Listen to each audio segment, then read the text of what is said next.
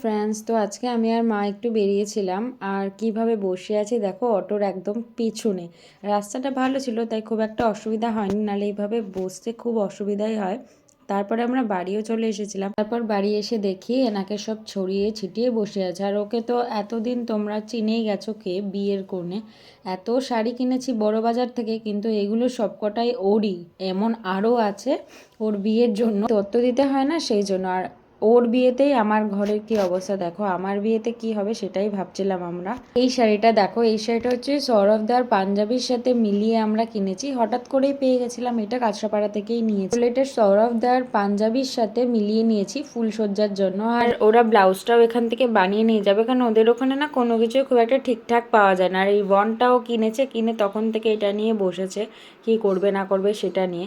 তো এর বড় ব্লগটা চ্যানেলে আপলোড করা আছে, চাইলে তোমরা দেখে আসতে পারো। চ্যানেলটাকে সাবস্ক্রাইব করে দিও।